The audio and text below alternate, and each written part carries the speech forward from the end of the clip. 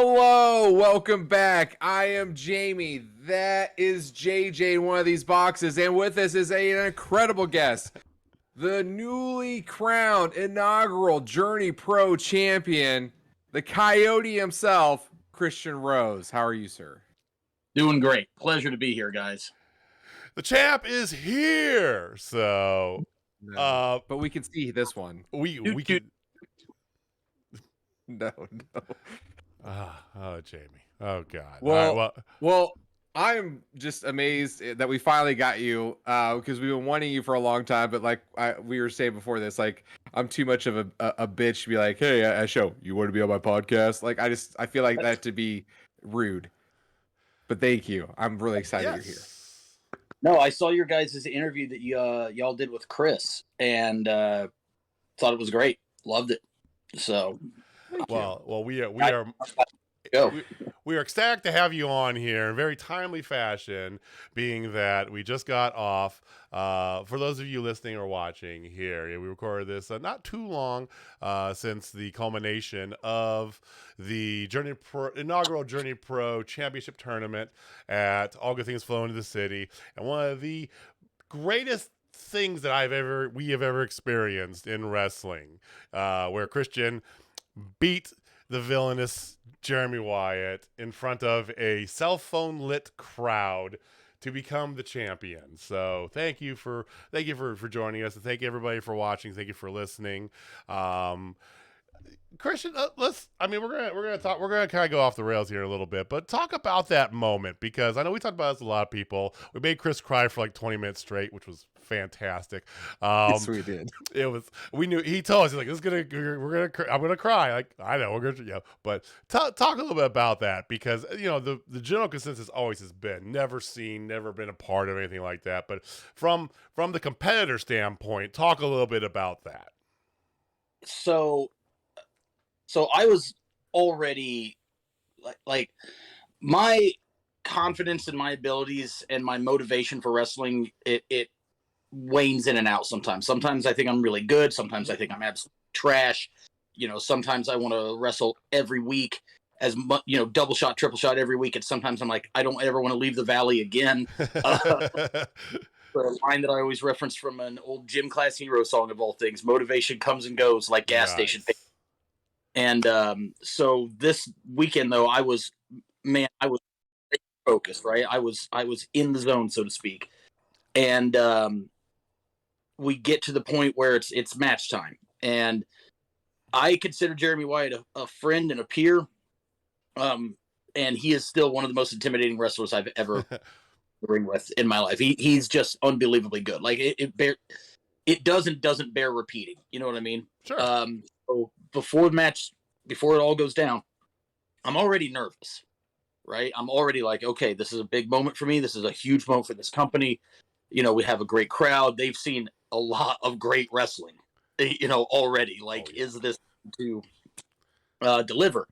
And it's funny because I know in Chris's interview, he had his version of this with Nick Chin, and evidently Chin was just trying to get this joke over, and it wasn't going to be over. But he comes up to me, hey man, be kind of wild if like right match ends if the power goes out. And I look at him and I go, don't say that. By the way, are we allowed to swear on this show? Fuck yes. Yeah, for sure. Yes, it's gonna happen. But I'm like, don't fucking say that.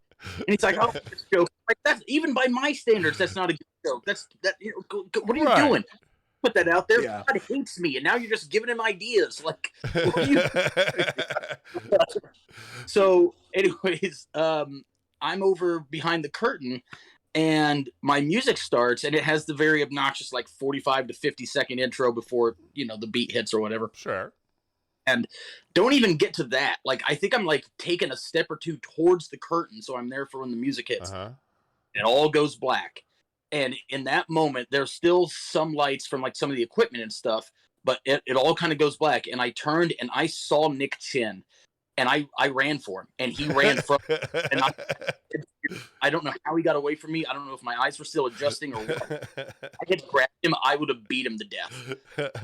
God damn Nick Chin. And like, I know it's not his fault. I know that's just the stupidest thought. But in that moment, I would have hit him until my hand broke. I was like, why would you do Oh. this? So then the next couple minutes are kind of a blur because like I remember hearing people sing, and then I remember like they start to light the ring with their phones, and they drag like a spotlight out there, and I was very much like, what do we do? Like, do we Sure. sit tight and wait? Like, how bad is this storm? I haven't checked the weather app, or anything. Like, what are we gonna do? And everything got lit up, and I think it was actually Wyatt that was like, you want to just do this in the dark? And I was like, fine, fuck it. So, and in that moment, like I was, like I said, I was already like anxious. I was already wound for sound. I had just eaten a scoop of pre-workout to make sure that I was. Your heart rate was at 160 solid. Yeah. So I'm like, holy shit. So I went through that curtain, and the like my first match was in 06. And I'm very fortunate. I've got to do a lot of cool shit in wrestling. I've never felt that much energy off of an audience before, like just immediately out of the gate. So then I remember on my entrance, there was this one moment where I was so sad because I thought no one is going to see this except for the people here. Like I knew that we were streaming it, and I was like, God damn it. Like my girlfriend's at home. I've been with my girlfriend like 7 years. We're basically married. And I was like, she's not going to get to see this. My friends that are watching from their home, they're not going to get to see this. And I was like crushed. And then I don't know how I just kind of got like shrugged it off. It was like, you got to keep going. You got to keep going. And so like, I remember I got in the ring, and like, again, like it sounds so hokey and pretentious, but it was just like the biggest adrenaline rush I think I've had. And I remember I got up on the turnbuckle. I don't think anyone even heard me because the people were so loud. But I got up on the turnbuckle and just started screaming, I can still see you. I can still see every single one of you. And it was just crazy. And then like, I love that match. Like I came to the back afterwards, after everything. And I know Chris came up to me, and a lot of the stuff afterwards I can talk about, but it was odd because it was in the dark, Right. We didn't have an army of fans in the back to light up, But I remember Chris came up to me and like hugged me and thanked me and everything. And I was standing there and I was holding the belt and I had my head down. He was like, "Are you okay?" And I'm like, "That's the best match I've had." Like, and I haven't said that since 2014. You know what I mean? Like, that's the best match I've had. And it was just, there was a lot. The match itself, I love, obviously. I think it's the best I've had. Well, the match, even if the lights were on, the match was stellar. It had all the storytelling. It was a fantastic match just by itself. I mean, but the moment just compounded it, Absolutely. And like, I thought about it in the car on the way back. And I was like, obviously, I wish that had not happened. But part of me is like very thankful that it did, because that went from just the match itself was very, very good. And it would have been good, like you said, fully lit. But ultimately, it would have just been a great match on a weekend of great matches. But now, because of this unbelievable accident and the rally of the fan base and everything and that camaraderie, it became a moment, And so to me, I'm like, I've had plenty of matches that I thought were good or great, and that crowds thought were good or great. I'll take that any day of the week, though. You know what I mean? Like, nobody's going to forget that. I'm never going to forget that. I've had great matches that I've forgotten. Yeah. Sure. But yeah, like I'm not like a very emotional type of person. Like, I don't wear my heart on the sleeve or anything like that. I'm not even wearing sleeves. But I came to the back, and like, I'm very good friends with Jake Fowler, and he was there and he hugged me and said he was proud of me. And my buddy Connor Hopkins, who's one of the other Coyotes, one of my best friends, one of my students, he hugged me, said he was proud of me. And I had like a little area where we had all like basically set up camp or whatever in the back. For those of you who haven't been to Agnes, the building is enormous. And the backstage area is bigger than a lot of venues here, honestly. It's bigger than Blip. That backstage area is bigger than Blip. Legit. And but I had all of my like kick pads and stuff because I was cool and changed gear for every match. What is that? And I laid down in my gear, just covered in sweat and just laid there in the darkness on this cold concrete with my head on my kick pads, and I just cried. I was like, there was just a lot coming out at that moment, and like, again, that's just not usually my thing. And I just laid there, just complete. It was almost like being in an isolation tank. If you've ever done one of those, like one of those float tanks. Sure, yeah. Mm-hmm. And yeah, man, it all just came out, and I was like, fuck. I had a moment where I was like, go but downhill now, you know. Well, all right, you're on the top of the mountain, so I mean, there was a lot of that going around. To be frank, you know, I mean, you know, and from our, we told this to Chris as well, but you know, I think that like you said, you know, the match itself was great, and it would have been a fantastic match. It would on a night when you had Gary J and Effie, and you had all these other matches that happened as well. I mean, it was another great match, a good way to end it, but you know. And I think that, you know, fans were into it no matter what. We were buying the story the whole time. Everything was setting up with this whole Wyatt versus Journey Pro thing, you know. And your long-term story ever since 78 weeks later has been building towards this. That is why I picked you to win at the beginning of the tournament, by the way, which thank you for that. You won a side bet between me and Jamie, so I appreciate that. You know, but it's true. Yeah, there would have been that anyway, but like I said, it was like the most, like we've been ecstatic after matches have happened. We've been like super happy, you know, and just, you know, like this and that, high five, but literally as soon as you won, you know, that was like the realest pop I think I've ever seen, because we were hugging strangers. Kevin was crying next to us. It was just everybody was just in it. It wasn't even marking out. We're just in it, Right. you know, because of the experience. It was fantastic. It was unbelievable. The thing that I forgot to mention that I left out was when I got to the back before I laid down and had my massive exodus of emotion out of my body. Was I checked my phone and I had a message from my girlfriend, just said, "I'm so proud of you. I love you."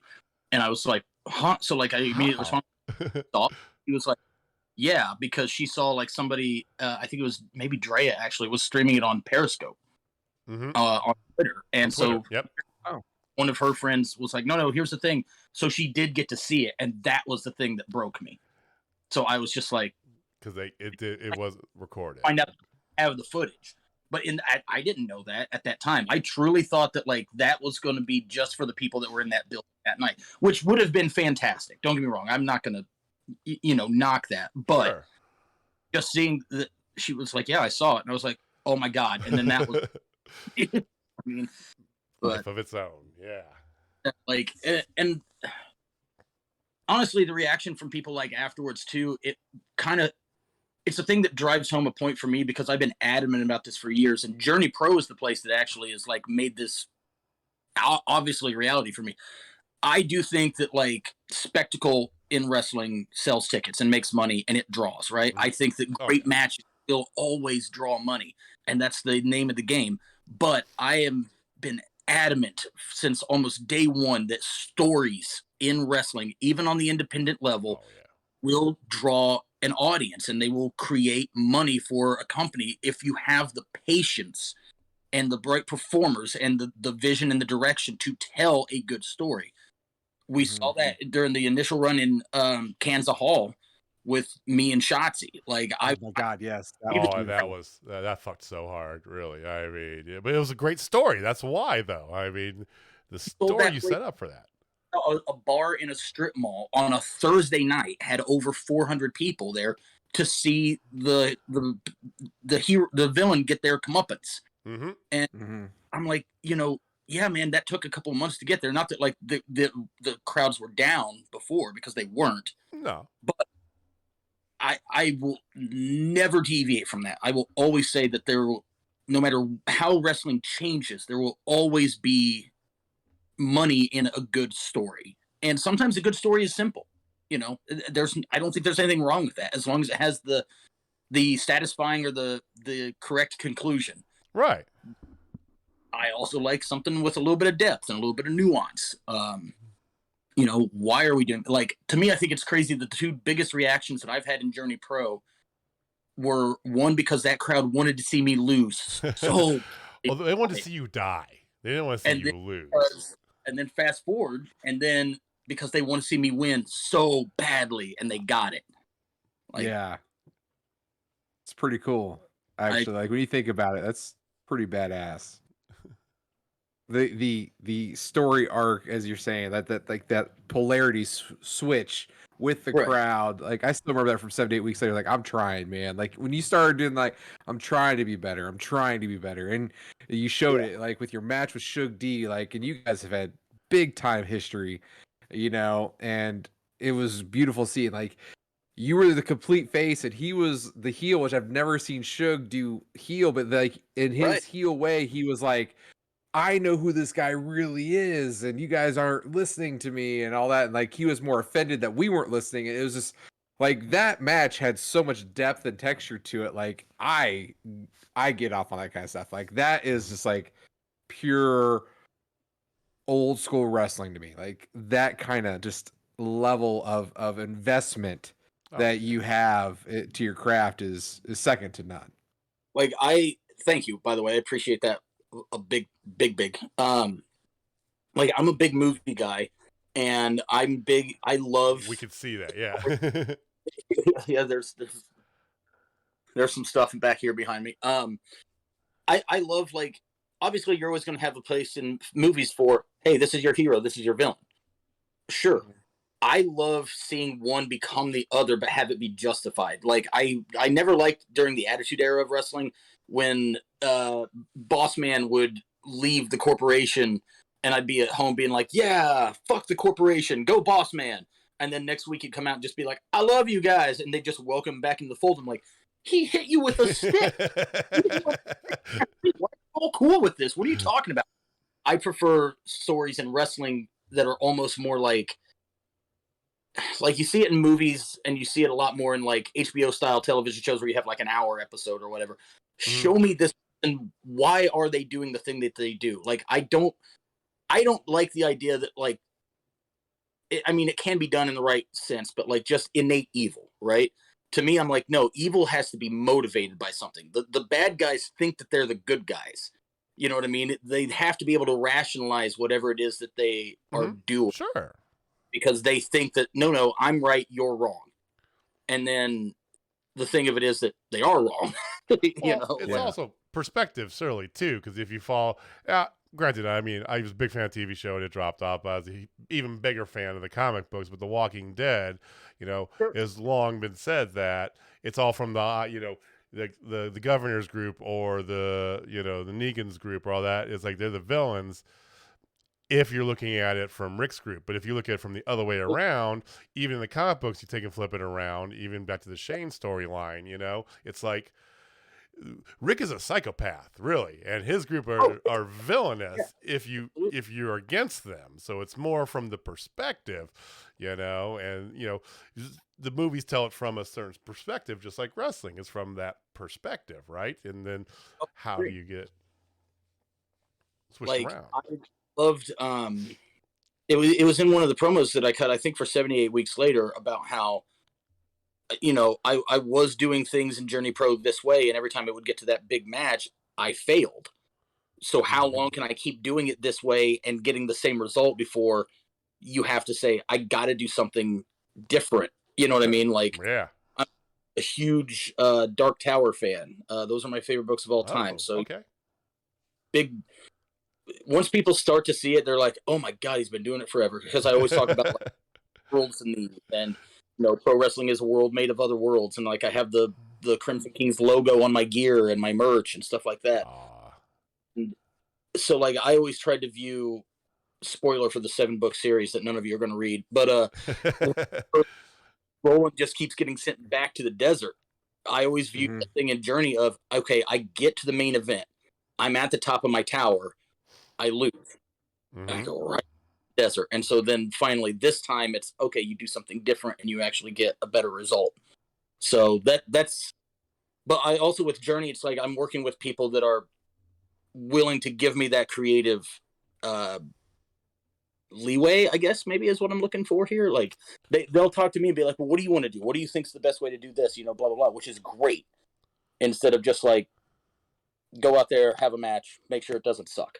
Right. Well, Jamie and I have often talked about this, and we've gotten to know by doing this podcast. We've gotten to know some promoters elsewhere. You know, we've become really close with all the Journey Pro guys. We've known them for a while anyway. But you know, we always said this, and Jamie, you can corroborate this maybe a little bit too. That Journey Pro has that very specific feel. It's different from everything else, right? Oh, big time. You know, what I'm getting at, Oh Jamie? yeah, Yeah, it's yeah. Like it's more family, and but you know, like I mean, it's that dysfunctional family. Like we cuss and yell at each other all the time, but it's definitely that one. Like we're all cool with each other, and it's like I want to create something different than what you usually see on the independent circuit. It's not Because just like a wrestling show. yeah, when we It's go to insane. Revolver, like we went to a Revolver show. I mean, there's no storylines. It's just Amazing banger matches, match after sure. banger Yeah, match, cool but matches. no, like I like it's weird. Like I even said this to him. It's like I felt less satisfied. Like yeah, I got to see Ace Austin, wow, but then it's like I get to be a part of something in Journey. Like it's just like you're a part of it. Like it's different. Like to your point, that storytelling is like something you don't get on the indie circuit, and it's really damn captivating. And it's hard to do on the independent circuit, Super hard, especially at this right? age. You know, say you want to invest in somebody and you have this story and it's going to take 6 months, right? That guy might get signed, you know, tomorrow. Yeah. And so then your plan is, you know, shattered. And then like past that, you always have the outside possibility of like, you never want this, but like somebody gets injured, you know, Sure. somebody gets sick. You know, that's been going around a bit for the past couple of years. You know, like you guys do your own travel. I remember a couple months ago we had a blizzard that kept like Dak and some others from getting here. Then weather happens, and yeah. I think that like that's part of why a lot of independent companies are hesitant to build those stories. You know what I mean? Because Right. you got to either have enough people involved that if you have to pivot something and you have to change it, you can, and still either get right back to where you needed to be, or okay, we're going to pivot, we're going to go in a different direction. Yeah. Or you just have to have like everything set up so concretely that there's no possible fuck ups. There's no way it's not happening, right? Yeah. Feasible, Yeah. Like I have an armored car on rent. If nothing else, I'm getting you. It's gonna happen. My entire roster lives in my venue. Yeah, I need you to come out for that show. That show's not for 2 weeks. I know. I got a bed. Don't worry. It's set up for you. Come on. Wrap you guys in bubble wrap to make sure that Just keep feeding you chicken nuggets, and yeah, there you go. So let's pivot away from wrestling for just a moment and get to know Christian Rose a little bit better. You say you're a big movie guy. Obviously, you got the Jaws merch behind you. Big Jaws guy as well. What are some of your favorite movies that like if you have a top 5? I do have a top 5. Ooh. So this would be odd because most of my favorite movies involve giant animals eating people, but there are reasons for this. Okay. Jaws is my favorite movie of all time. I think it's a perfect film. Loved it since I was a kid. I think I have 3 or 4 different special editions on like Blu-ray right now because every time they come out with a new one, I'm like, yeah, I got to get that. Just the first one, or do you like the expanded? There are no sequels. There are no sequels. He's absolutely correct. Looking for that right answer. That was it. Okay. My close second is Jurassic Park. Okay. When I was a kid in theaters, and it blew my mind because I won special effects in '94. It hadn't happened like that. No, and it was the biggest goddamn thing. I remember that summer I was in St. Louis. We were at the Union Station, and they used to have like a McDonald's in there and all that stuff, and they had like this giant display with the big Tyrannosaurus Rex. I mean, man, that was I literally mind-bending. I know people make the joke, but this one was legit. So I grew up when I say in the middle of nowhere, I mean the middle of nowhere. Okay. So a VHS tape of some challenge. I don't know what I would have done. I probably held something hostage to get this from my parents, but I demanded that they reserve me a copy of Jurassic Park, which was coming to Sun at the nearest mall, which was about 45 to 50 minutes away. Oh, wow. I knew the date that it was coming out. I think it was a Tuesday. I remember it was weird because they were like, "You want us to go to the city on a Tuesday night to pick up your tape?" And I go, "Uh-huh." I was at times, usually I was a good kid, but at times I was a bastard when I really wanted something. But I got that tape and I literally wore it out. Like we had to rebuy it about like 6 or 8 months later. I have a very clear memory of my mom walking into the room one day and I'm watching Jurassic Park and she goes, "You've seen this so much. I bet you can tell me the next line before it even happens." And I go, "This won't be exactly like turning on the kitchen light, but I think I can follow this and walk you through it." And then boom, exact, which isn't even a good line, you know? Right. But she said the next line, and you did the thing. So I mean, my number 3, and this may seem odd, Tremors. Oh, I love Tremors. Okay, very underrated. It's a fun movie. Something about it that I think is just so endearing. I think what I like about it is that you're in the position of these people that live in the desert, in the middle of nowhere. So maybe that's the bond that I felt. Where I was like, man, I'm you that. Yeah, I'm dicks, man. But there is no like agent from the government or scientist that's like, here's what's going on. Here's how we destroy them. Like they have to figure it out on their own. And I always enjoyed that. And it's just a fun movie. Past that, shift of gears, The Gray, starring Liam Neeson, is in my top 5. Oh, where the plane crashed, and he has the liquor bottle hands, and yeah. Yeah. I absolutely adore that movie. I think it's a fun enough action movie if you just in a survival movie if you just watch it on that merit. I am of the belief that there's a much deeper message to it, and it's about accepting your mortality. Because if you watch the way that all the main characters after the plane crash, the way that they all die, to me is a metaphor for the different ways that people accept the inevitable. It's a very dark thing for me, but like there's one guy who absolutely struggles until he's overtaken. There's one guy who just literally says, "This is it. I'm not making it." And he just sits down and just dies. And then I think that the story of that movie is accepting that this is going to happen to you and deciding how you're going to meet it. Because then the last shot of the movie is Liam Neeson basically being like, "Fuck this, I'm going to fight these wolves until either I win or they win." And then it cuts to the credits. And I was like, I don't know, there's something about it that I really, really loved. And then my number 5 in my top 5 is The Prestige. So, it's a good movie. Jackman, Christian Bale, Michael Caine, and Scarlett Johansson, and everybody. Yeah, that movie have everybody. Yeah, I had them all.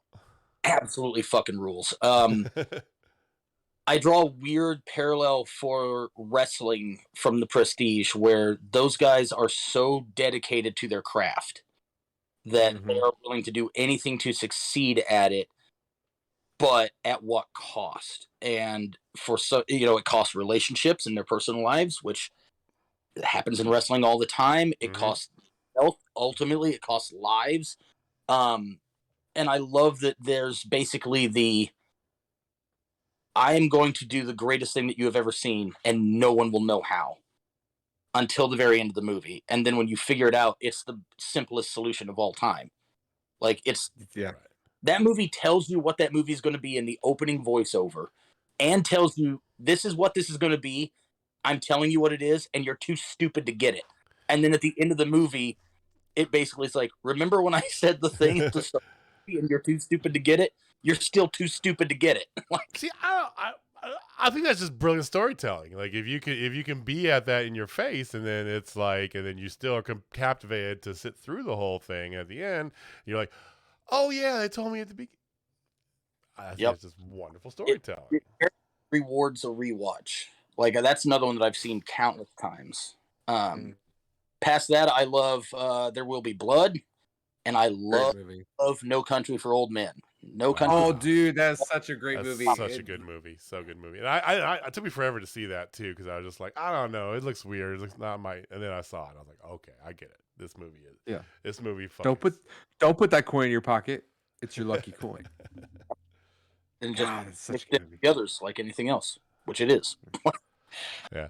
Well, Jamie's our Such a local good Jamie's our local cinephile here. Between the two of us, I mean, we're both are big into both medias. I'm more of a music guy. Jamie's more of our movie expert here. Clearly, with my Army of Darkness right He there, and has I got movie posters all over. he's horror specifically, but movie in Horror general. specifically. Yeah. I dig a good horror movie. What's your favorite horror movie? I mean, Jaws is a horror movie. Do but... you count Jaws as a horror movie? Let me ask you that. Do I? Yes.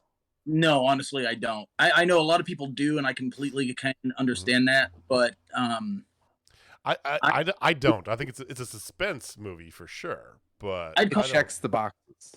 like a violent thriller, I guess. Yeah. But my favorite horror movie, it actually might be. I don't. You've probably seen it if you're a guy for the. If you've ever seen Frailty, starring Matthew McConaughey, Bill Paxton, that one, dude, that one's Matthew McConaughey. Oh man, come on now. Low budget horror movie. I bet there's less than 12 people in that whole damn thing from start to finish. Crazy. Yeah, because it is dark. It's something where it's like I could imagine a headline that said, "Dad told us God was making us kill demons," and it's just people murdering people. Like something about it that's too. I don't know. It makes my skin crawl. I think The Exorcist is still the scariest movie I've ever seen. It's top 5 scary movies for me. My scary movie, the most scary movie I've ever watched, and it still is to this day, is from 1982. It's called The Entity, with I think it was Deborah Winger. Maybe it might not be Deborah Winger. Is that Toby Hooper? Did he do that or no? Am I thinking of something else? The Entity. That's the one where the lady was basically being raped and held hostage by some kind of ghost in her house, and it like attacked her and her family. No, I'm thinking of something else. I'm thinking of something else. There was something like in space, I think, that Toby Hooper did that was not great. I'm sorry. Go on. Oh no, that movie by far is the scariest. Like there is a scene, and it's based off of based off a true story. It's Barbara Hershey. Sorry, Barbara Hershey. Okay. Yeah, like she was locked up in her bathroom while this freaking entity was taking advantage of her. Like in the book, I guess it was for like days. Like it's just effed up, and like the special effects back then were amazing. I love practical effects. Same. The Thing, John Carpenter's Thing, is also real high on my favorite horror movies, and My number 2. Alien is also Singular Alien. I love it. Yeah, because Aliens is an action movie. Alien is a horror movie. Alien. By the way, anytime this conversation comes up, I always just start calling them 1 and 2 because otherwise that makes it so much easier. Just go with that because then they go 3, 4 afterwards anyway. And then crash. And then it goes to shit. Sure. To me is incredible. I think that 2 is a fantastic action movie. Yes. They're over, man. On Shudder. That's called Memory. It's the making. It's like the making of the first Alien. Oh, okay. Okay. Set up. I think it was last week and watched it. And again, like my loving girlfriend will just tolerate all of my childish behavior. But I watched this 1.5-hour documentary. I was like, I think I want to watch Alien the second that this is over. And she was like, again? And I go, yeah. It's another one I've seen like 40 times. I do love Alien. So good. I do. I'm not deep into the horror movies like Jamie, with the exception that I will stop what I'm doing and watch a zombie. I don't consider zombie movies horror movies. I separate it to its own category. I love me zombie movies. I'll watch zombie movies all day long. I think a good zombie movie is great, and a bad one is usually at least funny. It's like pizza. Even the shitty one, it's still something, you know. I mean, I've watched a lot of like the sci-fi self-produced zombie movies. They're bad, you know. So there's one with like Ving Rhames and and it's overacting all over the place. But I've probably seen it a half dozen times because it's on TV, and I'm like, sure, yeah, I'll watch that again. Why not? Hot take, that Dawn of the Dead remake from 2004 is the only good thing Zack Snyder's done. Ooh, that is a hot That's take. a pretty hot take. That's a pretty Ooh. hot take. I mean, it's amazing. I'll It does have Richard Cheese in it. I love the 04 remake. I mean, not gonna lie. 300 is in the worst way entertaining. Past that, Yes. Snyder, get out. Wow. Ooh. You know, I mean, the Snyder cut of the Justice League was I mean, it's 4 hours, but it was better than the original. Oh yeah, it was. I watched it. I even told my friends. I was like, you know what? I hate saying this. If that was 3 hours long, I might like it. Yeah, it was really long. if only 3 hours, you know, it's like yeah. Well, My common complaint with most movies is that they're too long, especially now, where it for some reason people just feel the need that it's got to be 2 hours and 15 minutes, or we're not. And I'm like, man, like the other night I watched In the Mouth of Madness for the first time. I'd never seen it. Okay, I haven't seen I put up. It says it's like 93 minutes. I was overjoyed. I was like, it's like an hour and a half. Like, well, you know, So, are you a slasher fan then? yes and no. Like, I can enjoy them for their own merits, but I don't get as invested in them as like some people do. You're talking like your classics, your Nightmare on like Elm Street, Elm Street, Jason, Freddy, whatever. Michael Myers, yeah. Oh man, if you want to talk slashers, like especially those classic ones, I got some opinions that'll probably burn your ass. Let's go. Let's do it. Do it. Oh no, here we go. Yeah, Please go. Let's go. I like where he's the best. Voorhees. I like Jason the best, and here's why. It goes back to my love of just big monsters that are just basically animals, which is basically what he is. And I like the idea where it's like he doesn't want to fuck with people. You keep going to the one place in the world that you shouldn't go, and so to me, I like the idea of like I think it's called like the Bloody Chamber in stories and whatnot, where it's like, oh, there's a cave with a dragon in it. Yeah, it doesn't bother anybody. Just don't go in the cave. But these fucking people keep going to that goddamn cave, hacked up with the machete, and have the nerve to act surprised. Like, So that's not a hot take to me because like my favorite, and he's technically not a slasher, but they made him into a slasher, and that's Pinhead from Hellraiser. Like, okay, I'm a huge Hellraiser guy. I can't do it. There's about that level of like body horror that just I'm with you, Christian. Don't worry. I'm not into any of yeah. these, Well, so like I'm so far, here. I'm a huge Hellraiser mark. I'm just gonna call it out. But like I even met Doug Bradley, the guy who played Pinhead, and had him sign a puzzle box. I have a puzzle box signed by him. That's very cool. But like that's how far my fandom for that. Like I love that style of stuff. Like I mean, if you like, I kind of put that and The Thing in the same realm of gore level. It's just a different style of story. The thing when I was a kid, I couldn't watch it because there's some weird thing about like practical effects, specifically like puppets, that have always freaked me out. And I think it's because I could envision being like on the set and seeing that puppet and being like, that thing is creepy. So when I was a kid, I would see like commercials for The Thing when it would play on like, HBO or whatever.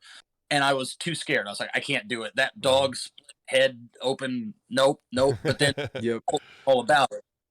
Right. But Hellraiser was another one where I was like, I can't do this. Like when I see people getting like filleted to that degree, but they're still cognizant and talking, I'm like, it's too much. I can't handle it, Charlie. I think, does Hellraiser have the record though for the horror franchise that went off the rails the fastest? Because it's the third one or fourth one where they're in space, right? That is actually the fifth one. Oh, I'm sorry. Yeah. No, you're fine. Why do they always go to space? What the fuck is up with space? You have Michael Myers going to space. It took Jason 10. It took Jason 10. Jason 10 moved. Jason went to hell before he went to space. The fuck? That's very true. Hell, he went to Manhattan first. Well, 6-1. No, I'm kidding. I'm kidding. Dude, that Manhattan one had me rolling though. That's probably my favorite, just for the sheer laugh factor. That uppercut. Oh, come on now. Him kicking that boombox. Wait. Down the street. Just soccer punting somebody's boombox. Okay, that I can appreciate. All right. So, what other slasher hot takes do you have, sir? I think that the one that makes the most sense to go to space is Freddy. 100%. I agree with that statement too. I would agree with that too. And I'm not even don't like any of these, but yeah. Cryo sleep. You can't wake up, bitch. You're stuck in sleep for 4 light years or whatever. Mm-hmm. Make that the movie. You're one way out and you can't get out. Like, well, I mean, and what is That's and a what? great Granted, idea. as is duly noted, I am not the horror movie fan. I don't really like any of these, but I have seen enough of them to know that Michael Myers is a slow moving psychopath. You know, so Jason, you know, big lungering guy, right? Freddy is dead. He comes to you through. He's basically a hellspawn sent back from. Or correct me if I'm wrong here, Jamie. Whatever. But he's That whole timeline sucks. I'm not talking about those. Yeah. but he died. He went to hell. He comes back. He haunts people through their dreams. So it's like he has a vehicle to get to space, whereas the other guys have to be intentionally put onto a ship and shot up in there. that's very true. Wow. What the fuck? Okay, I've got another one that may ruffle feathers. Freddy versus Jason. Number 1. Fucking rules. This one almost got me punched by a friend of mine. It's the best Jason Voorhees movie. Oh. Okay. There For you 3. go. It is maybe the 3rd best Freddy movie. I agree with that. Jason Voorhees movie by a bit. The best Voorhees. That's ooh. I would agree, because, like, for me, if I'm gonna rank my not Friday 13th, Nightmare on Elm Streets, the original Nightmare on Elm Street's number 1, and then number 3, The Dream Warriors, is my number 2. That movie fucking rules. I love it. And then yeah, I think Jason Goes to Hell. I mean, Freddy versus Jason's right there. But God, it's the number 1 Friday 13th. Man, Think about it. That first Friday the 13th is not good. It really isn't. And he doesn't even get the hockey mask until, I think, the end of 3. Well, it wasn't necessarily. I think if I remember right, oh, no, it was Halloween. Was it Halloween or it was Halloween? Never mind. I'm going on a different path. Right. Yeah. So the first Halloween is the best movie of all of them. And that's what it is. And I think, and I read it, and I read or saw an interview to the thing, you know, whatever. Because one of my best friends is huge. He doesn't love horror movies in general, but he loves Michael Myers and Halloween. Yeah. So, you know, when I lived with him, you know, I experienced a lot of that stuff. But I saw an interview or something. I can't remember what it was, but they said that the Halloween franchise was not meant to be a Michael Myers franchise. No, it was supposed to be like a different sort of thing happening every Halloween. But that's why they got roasted for the 3rd one. Famously has nothing to do with anything. Exactly. Right. It was like it. So then it was like, okay, well, we have to do a sequel, which isn't what John Carpenter wanted to do, but they had to because money, right? So they did the second one, and then they're like, okay, now you can do your anthology thing. So they did the 3rd one, and the reaction was, what the fuck is this? Where's Michael Myers? Where's the guy with the mask? What the fuck? The 4th one is called The Return of Michael Myers. Yeah. Forget that. Yeah, that I'm still stuck on if Freddy versus Jason is the best Friday 13th. Like, the 3rd one's amazing to me. The 4th, maybe the 4th one was probably the best. Yeah, because that's honestly, isn't that the one also that's called The Final Chapter? Yeah, with Corey Feldman. Yeah, Boy, yeah. I'm gonna miss on that. He sure was. So then Jason comes back, and then yeah, new blood, new chapter, and yeah. I mean, horror. What's worse, horror movies or comic super Marvel DC for, you know, the end of things? Because it's like both of them. You're never dead. It's like, oh no, they'll come back at some point in time. Don't worry about it. Well, one of my best friends turned me on to this quote from Bo Burnham, and I like Bo Burnham a lot. But he says, "We'll stop beating this dead horse when it quits coughing out money." That's Yeah. I mean, Morbius even turned a profit, and that movie sucked. Dude, I saw that movie out of spite because I was like, "Oh, you saw it?" Much, and holy Lord, it was unreal. I don't know how that movie turned a profit because you didn't see it, did you, Jamie? Awful. I did see it. That were just off a download.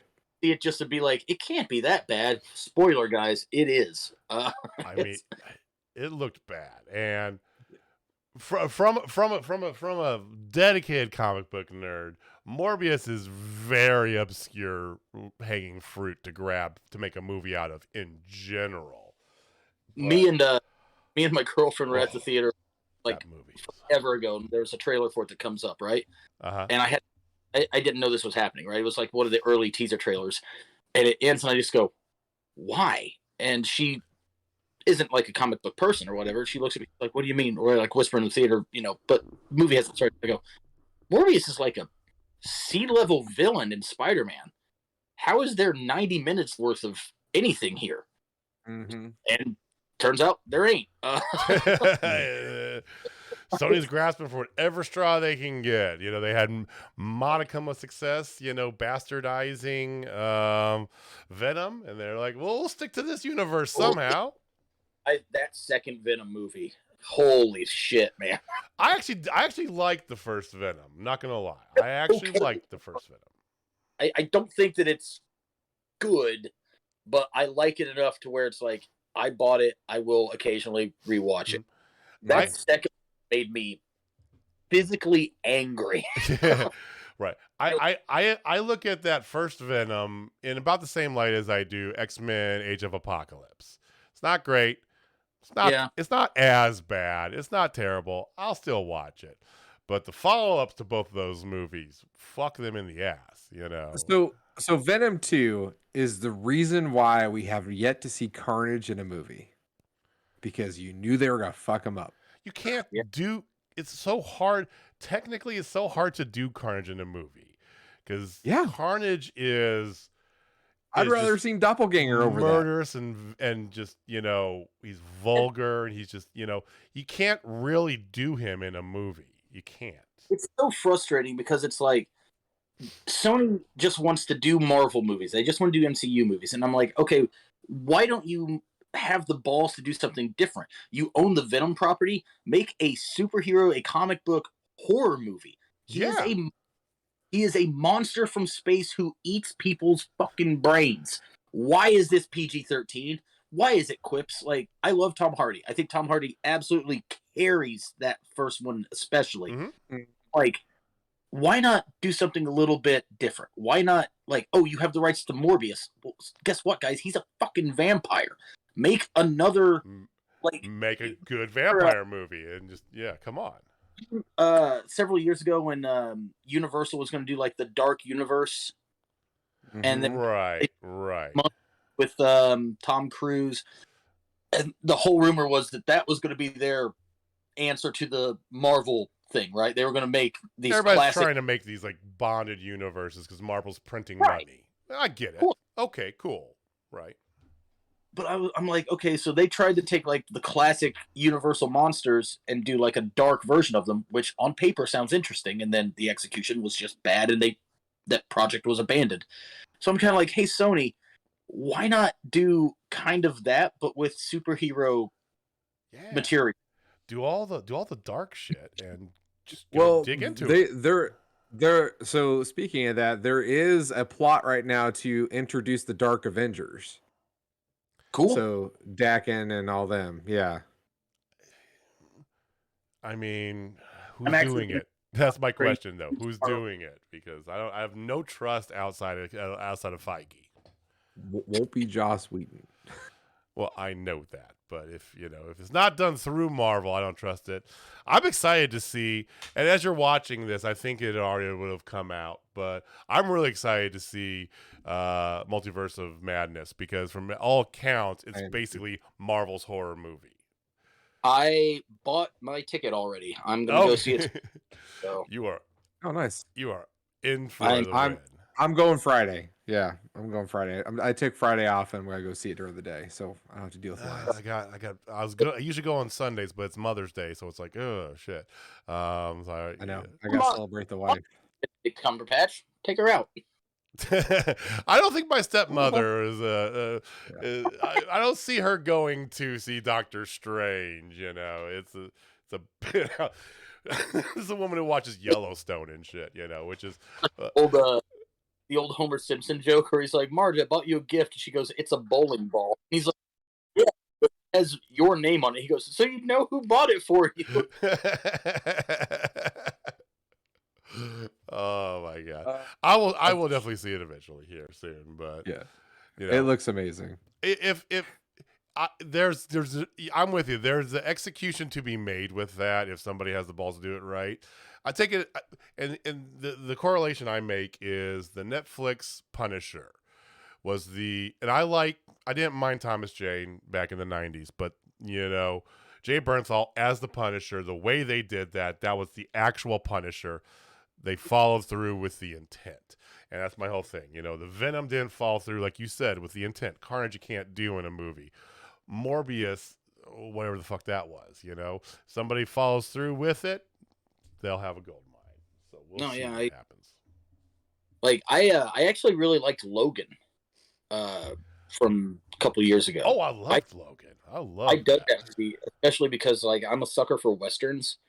And I was kind of like, this is like, they're not calling it a Western. This is basically a Western. You know, like just with a throw coating on top of it type of thing. I'm with you. It is very much kind of like Mandalorian. It's a Western disguised as, you know, a comic book movie, just like, you know, Western disguised as sci-fi. It absolutely had that Western feel to it, you know? And that the comic book series is fantastic, and I think that you know, I think there's some that they've done justice to. That one they've done. Ryan Reynolds retaking over Deadpool and doing it in the actual image of Deadpool has been fantastic. Franchise, they had the guts to just be like, we're just going to make this a comedy.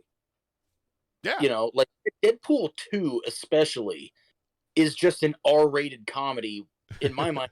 Some superhero stuff like placed in throughout. Yeah. And I love that. I love both of those movies, and it's a rare thing where I like the second one honestly significantly more than I like the first one. Oh, okay. To me it's just funnier. And I mean that's a hot take for sure, because some people will fight you over that one. Yeah, I know. I love Josh Brolin too. So like him, he's just me too. Great man for writing. Oh, he was so good as Cable, and you know, I don't know, I didn't dislike the second one like some people did, and I don't really get that because I think the first one was better, but I think the second one was. I love especially for a comic book movie. It was so much better than any other sequel really out there. Comic book movie, if that makes sense. I just to me, it was. First one was the comic book. Weirder in the second one because I think he references Cool Runnings at some point. But I'm pretty sure me and like 8 people in the world remember that movie. Yeah, old John Candy. Oh man. All right, so let's as much as I want to keep talking movies, let's pivot just a little bit. Now you're big into movies. Are you big in what else are you big into? Like what else makes you tick? Oh man. So I'm unabashedly small town guy. Like I was talking about this earlier. I grew up middle of nowhere. I grew up out in the country. I love being outside. I'm a car guy. I'm a truck guy. I have a truck. My truck rules. I'm not obnoxiously like billowing smoke or anything like that. It's just really fast and really nice. I love going. I bought a 4-wheeler recently. I grew up before I got into wrestling. Like past being a fan, I had 3-wheelers when I was a kid, which are horrifically dangerous for a child. My dad bought me my first 3-wheeler for my 8th birthday. Yeah, I was cheating death very early on. So I used to ride and race 3-wheelers, and I bought a 4-wheeler off of my uncle when I was 18, and I used to do little bit of motocrossing on like a local track and stuff like that. Absolutely love doing that shit. And then sold all those toys. I moved away. I was traveling around for wrestling and such. And then earlier this year, I was like, man, I want to just go riding again. And I found out that there's I live about 4 hours away from where I grew up now. And I found out there's an off-road park about 20 minutes from my front door. And I was like, you gotta be kidding. It's on. Yeah. So then I shopping for a four-wheeler. And I was like, I don't need something insane. I don't, whatever. Nobody online is like answering messages. Like I literally had to tell one guy, I was like, I have money for this thing that you have posted for sale. I can respond to me. And I'm like, what are you doing? So I ended up just saying, fuck it. So I went to a dealership and bought a brand new one. So I like to cook. I'm a big, healthy guy. I built a gym in my garage. I like to work out. I like to read, and I haven't gotten to in a long time just because like I don't have time, and I hate that. I can't get as into audiobooks as I can regular books. I don't know what it is. There's just something about it that I can't get into. I love listening to podcasts. But yeah, man, like I like to work out. I like to cook. I like to grill. I am unabashedly Midwest. Like I'm very big into the positives of the Midwest culture. There are a lot of not so great, but there's Sure, we won't go down that path, but yeah, we all know them. We're all from here. we're all hard Midwestern. Jamie's born and bred here. I Wisconsin, Illinois, then through Missouri up to KC. So yeah, I mean we're with you. Yeah, I like to hang out with the other coyotes. I like to watch stuff and drink beer. I like to gamble. Oh boy, do I like to gamble. But yeah, man, like cool. That's kind of it. I know it may not be like super thrilling or whatever, because it's like, no, it's awesome.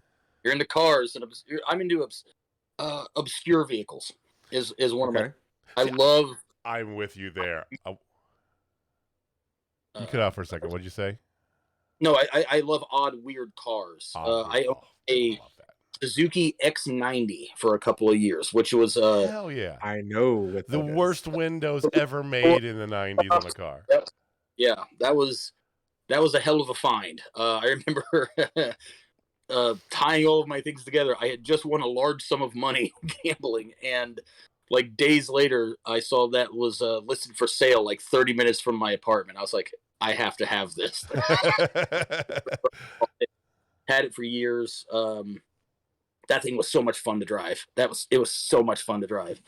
I kind of regret selling it, but like it got to a point where I was like, boy, parts are hard to find, and like that. Mm-hmm. And financially, I can't keep holding on to this. It's the type of car that you see one every couple years on the road. That's maybe not the most stable car to have long term. If you drive it every day. No. Yeah, like when I was a kid, I going outside. I like being outdoors. There's just something I enjoy. And then like when it gets cold or shitty out, man, I just want to sit on my couch and watch movies. Like I watch wrestling. If it's nice outside though, I want to be outside. So are you, and you said you're into obscure, are you into classic cars as well? Yeah, I appreciate a good not Fox body Mustang. I'm not a fan of the Fox bodies. Okay. A good 70-ish Mustang I enjoy. I like certain iterations of Camaros. Most of my youth. I hear you there. Me and one of my brothers, he's kind of a car guy too. He had this unbelievably sweet Charger a couple of years ago, Scat Pack Charger, and I was like, you can't get rid of it. You can't. He's like, well, me and the wife are having another kid. I go, it has a back seat. It'll be fine. Yeah, it's fine. Yeah. This thing is like solid steel. You're safest car there is. Don't worry. Yeah, I love that. I'm really, for some reason, into like, and I think it's just because I grew up in the Midwest and stuff like that. I like trucks, but I don't like obscenely big ones. Like my dream vehicle is a GMC Cyclone. If I could find, Okay. that's one of the craziest. I love when car companies take the money and have the nerve to like build something stupid. Man, I love how they did it in the '90s because you had the Cyclone and the Typhoon, right? You Yeah. know, and you had like just random stuff. The first F-150 Lightning, I love that. Oh, Beautiful. There's a guy down oh. who has, and I want to go to his house and steal it, but I live a few blocks from him, so he'll find me. I know. When I lived in Raymore, there was someone who had like it must have only had 5,000 miles on it, but they had a '92 black with the teal trim, first gen Lightning. It was gorgeous. There's somebody in this town that has a white one with the teal trim on it. Ooh, okay. It's beautiful. It kills me when I see SVT Lightnings that have been just worn into the ground, because I remember in high school that was I wanted one of those more than anything. SVT Lightning, give me one of those. Oh. My truck is a 2014 F-150 Trimmer. Oh, okay. Back then they only 3,000 of them, and it was supposed to be the heir to the Lightning's throne. It was supposed to be. It was like the last of the single cabs that they really did anything to, which I'm a single cab guy, 100%. Same, big same. But I love it so much. Bucket seats, so if I don't want to drive, I can be like, hey, you can't fit. Somebody else drive. It's a truck. It's a truck. Is that, It's like if I wanted to get an SUV, if I wanted to get a Tahoe, I'd get a Tahoe. I don't need all this interior room because it's a fucking truck. That's I'm not a fan of 4-door trucks. I'm not. I'm sorry. I'm just not. See, like for me, I'm a classic car guy. We actually, my brother and dad and I, we all rebuilt a '66 Chevelle SS. Now we're talking. Yeah, we put a 396 boarded 30 over, so it's a 402. And yeah, that thing runs like a strapped ass monkey. And then now we're building another one. But it's not a Malibu. It's not matching Malibu. A SS. It's just a simple Malibu, Chevy Malibu. Malibu. But we're putting a 454 big block in it. We're having fun with this one. There you go. Yeah. And then my very first car ever was a project car. This is what made me appreciate cars as a kid. Was a 1985 Pontiac Trans Am with a blown motor. Okay. My dad and I built it together, put an LT1 in it. We had a lot of fun. And we had a Pax the supercharger, the ones that fit underneath the hood. So you don't need to like pop out the hood. You don't need to have the scoop. Oh, Jesus. Yeah. It was a sleeper. It was awesome. Yeah. Until I blew the motor again. Oh man, that's do you follow Radwood at all by a chance? Do you know what that is, Christian?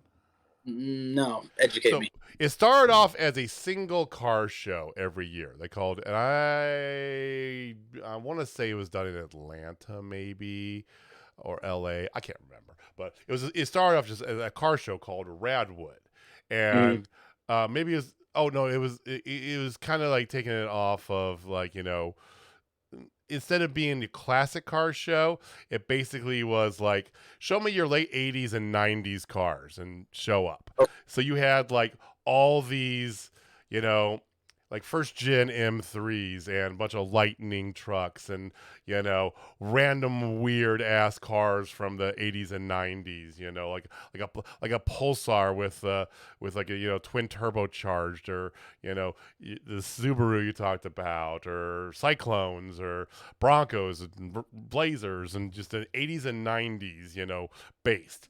And it's grown into this whole movement. Now they have like a series of stuff. And in essence, it's anything, not necessarily like before the 1980, but from like 80 on, collector car thing. And you talk about uniqueness and stuff like that. You should check it out sometime, because it's, look it up online, because it's got... It has some like definite nostalgia things, you see in that. And you see, like, you talk about Cyclones, and I've seen some amazing ones, some 2-door Blazers with like, had like the big like Ferrari Testarossa style body kits. Remember when those were on everything back in the day? crazy weird stuff like that. It's definitely like one of those really like more of the weird oddity car show, like a pure like normal car show where you've got a bunch of 67 Camaros and Mustangs and Fox bodies. It's interesting. It's something Radwood. You should check it out sometime. I will have to look that up. That sounds great. All right. Do you have we usually like to do, we've kind of been we've kind of going off the rails here a little bit. Jamie, we usually do an impossible game. Do you have one prepared? Well, of course. I mean, I dig for information, so I can we like to create do one. this thing, Christian. Whenever we get somebody on for the first time, we like to do what we call an impossible game. So Jamie has compiled himself one, and I'm gonna let him take it from here. Yeah, so it's the old desert island. Ooh, my favorite. And then I have one more for you after this. But this one is pretty simple. So you're on a desert island. Okay. You have electricity. Like, it's not like you're suffering. Sure. But you have to pick between two movies, basically. One it will be on repeat every single day. Okay. On repeat every single day. And then you have another one that you get to watch once a year in its entirety. That's it. Okay. But only What are you only get those two movies. Yes. That's awesome. Okay. The one that I think I want on repeat all the time, every day, is Goodfellas. Okay. The one that I want to watch once a year, if only for the cleansing of the palate, I'm going to say Anchorman. Okay. Yeah. Jamie had a very similar answer when we did this with music, when we did it with DJ, because he wanted the cleansing of the palate, so he had Steel Panther as his once a year play that album thing. Yeah. So That's about as much as I think I could say. Yeah, similar mindset. Feel the Steel once a year, because the rest of the time I was doing Dark Side of the Moon. Like, Okay. Yeah. on repeat. I feel like that's good, easy listening to. No, I think Goodfellas is just almost the one. That's just a fantastic film, but like two, it's almost just the perfect background movie because you can sit down and watch 5 minutes of that, and it's great at any point in that movie. Oh yeah, yeah. I mean, that's my favorite of any mob style movie. Goodfellas. Yeah, by far. I think it's Casino is very close for me, but I really do like Casino. Yeah, that's a good. I've seen Goodfellas more, so I think that's why I give it the nod. But Casino, like you talk about, Casino can drag on too a little bit as well. Yeah, there's bits in it that kind of feel slow. Yeah. Okay. All right. So you have another one prepared, right, Jamie? I do, and it's a good old fashioned game of what we like to call feud, faction, or fire. Yeah, this is my favorite. So. Is this like wrestling equivalent of Wed, Better, Dead? Yep. Yes, exactly. Okay. Exactly. So I'm going to give you three people. You got to feud with them, faction with them, or fire them. Okay. And so you're a longtime Journey Pro alum. So we're going to pick out some Journey Pro alums to go along with it.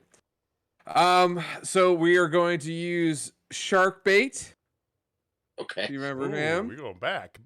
Okay. Well, there's a reason why I'm doing this. Shark Bait. Uh-huh. Shotzi. I know where you're going now. Great. Basically, anybody you've had some decently sized feuds with. And then, of course, your last one with Jeremy Wyatt. Ooh. Okay. I'm going to go faction with Wyatt. Because one, could be awesome. And two, then I don't have to fight him. Smart tactic.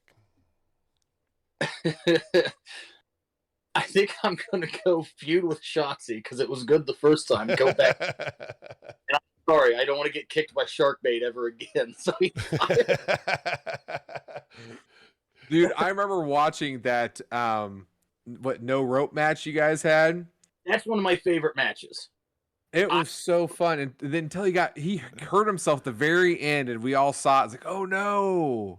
Is that the one where we brought? Is that when we did? It was my birthday show where we brought all those people in, Jamie. Yeah, I think for so we that was in November of whatever 18, 19. Yeah, I don't remember. It was right after the Shotzi stuff. Right, Like, right after Shotzi, but I remember that. So, but it was my birthday. It was literally like 3 or 4 days before my birthday. So we brought a bunch of people that we worked with together, and I had a buddy in from out of town. So we had this whole big group, right?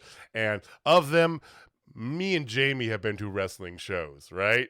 So we're getting in there, and then like they see us, and they're like, "Wait, what? Are there supposed to be ropes on the ring?" And like, "Oh no, don't worry." So because it was a bit of a culture shock to a couple of them right away, because they're like, "Holy shit, this is supposed to be fake," and they're like, "No, it's okay." My favorite thing about that match, one, I think that match is actually very good and it's very different. I loved it, but I love that it's short. Like, I don't think more than 6 or 7 minutes, even if that, frankly. And I remember we did some pretty cool stuff. The moment in it that I was very proud of thinking of was he's got me in a choke or a hold or something, and I basically like pull his legs where I have him hooked almost for like a sidewalk slam, and just started walking until I ran out of ring and then fall. And on the apron, the edge of the ring, and that got like sometimes in wrestling, like you'll do something just because, right, and you're like, that'll probably get a reaction. I remember that got like 10 times more of a reaction than I thought it would, because it looked way more brutal than I thought it was going to. I thought it would just look, in a sense, funny to just be like, oh, I'm just going to walk until I leave the ring. Because no ropes, you never see that, obviously. And then the reaction was better and different than what I thought it was going to be. But yeah, I very much love that match. I think that's like a forgotten one, at least of mine in Journey Pro. But I think I think part of it was because it did come right after Shotzi, so everybody was like so focused. They go back and they think about it. They think of that Shotzi, right, and then that, and then shortly thereafter, pandemic, came around a couple months later. So man, what a ride! Oh, what a ride indeed. Yeah. Well, we do want to thank you for giving us some of your time here. We like to turn the mic over to you a little bit here, and let you plug whatever you want. I know you said you're not necessarily big on like socials and stuff, but if you have anything going on here, plus whatever you feel like plugging, website, t-shirt, event you got coming up here, now's your time, Christian. You're at Plug City. Go to town. So let's see. First things first. I have my own podcast, by the way. Correct. It's called "What Are We Even Doing?" featuring my dearest friend and student, Damian Deschain. Check that out. It's on I don't know, Spotify, Google, Apple, wherever podcasts happen, I guess. Yeah, What Are We Even Doing? Check that out. Follow a lot of the promotions that I work for. Don't follow the ones I don't work for. It's that simple. Obviously, Security Pro. Follow St. Louis Anarchy. ZOWA Live is something I'm very involved with up here in Northern Illinois. Been there since day one. Head trainer up here too. We do have a Twitter account for the podcast as well that I pop in and out on sometimes. So it's at WAWED Pod. Links down below for all this stuff, by the way, if you're watching on YouTube. I got you. If you ever want to get super bored and occasionally entertained, I'm on Snapchat at Bitter Lunatic. It's usually stuff that I think is pretty looking and or me screaming about customers from my job. That's awesome. Outside of that, follow Those Damn Coyotes on Facebook. I think I don't know. Follow Connor Hopkins on Twitter at CHopkins2017. He truly needs to update that handle. And yeah, I think that's all I got. Okay, all right. Well, like I said, Awesome. I'll have links for all that stuff down below in the description box. If you're listening to us, go to our YouTube. You'll see it all down there. But yeah, so thank you to our champion, Christian Rose. Champion. Le Champion. So thank you for giving us some of your time. We can't wait to see where we're going to go with next. I know Jeremy's already cut a promo saying it's just the beginning, so I don't think you're not out of his sights yet. So there's that going on. I mean, we can fantasy book this, Jamie and myself for sure here, 3 ways from Sunday. But Hell yeah. thank you for giving us some of your time. I forgot to ask, do you do a lion tamer? Kidding. I actually do one. I haven't done it, and then I keep hearing you guys talk about it. I was like, oh yeah, that used to be my finish. I got to bring that back. It's him. I'm the lion tamer guy. I'm the enabler because I let him go with this. But everyone's like, oh, you as a lion tamer guy. It's like, no, guy. It's Jay. Yeah. No, guy. Chris I'm the guy who's trying to get Ruby to of all time. I'm the guy who's trying to get Ruby Soho, Ruby, to give me a shout out. Some, because whatever. But he's the lion tamer guy. I had a match with her once upon a time. She's great. I know you did. I remember that. She was Lucy, or not Lucy. Heidi Lovelace. Heidi Lovelace. Lovelace. Whatever. Lovelace. Tomato. Yeah, whatever. But if you do a lion tamer for Jamie, he will shit his pants. I'm just saying. He will. Yes, and I've already made this promise, and you probably heard it on with Chris. If it ever happens in a Journey Pro ring for a win, get a tap, I will no longer yell lion tamer. I'll pick a new move. So that's out there. You're obscure with it for some reason. And honestly, this has just been a feud between Jeremy Wyatt and I since NWL because I've been yelling at him since NWL days. Love that. That's why I keep doing it. Our first NWL show, he saw this guy wearing a lion on his shorts, and he's like, he should do a lion tamer. Makes sense to me. See? So if you do a lion tamer against Jeremy Wyatt, extra special bonus points. But we do want to thank you. We appreciate you giving us some of your time here. Follow all the stuff, everybody listening. Follow the stuff that Christian just talked about. Get your tickets for Journey Pro. Next show is on May 27th. May 27th. Headlock for the Cure. A benefit show for Head for the Cure. So some benefits of cancer research. Very near and dear to our hearts here because of our good friend and one of the owners of Journey Pro, DJ Stewart. So if you need another reason to come to Journey Pro, there you go. We're just going to give it to you. But come see Christian wrestle. Come see all the good stuff that Journey Pro has to offer and everything else. So any final words, Jamie, Christian? No, I'm good. Thanks for having me. Love to come back anytime. Well, we will definitely be having you back. We had a lot of fun here. We got a follow up. We got more movie talk to get to, I'm sure. So, Jamie, why don't you go ahead and take us home, man? All right, ladies and gentlemen, if you're not down with Total Spotfest, I have 4 words for you. The champ is here. All right, guys, we'll see you next time. Thanks, guys. You had to throw that in there. Wonderful. Okay.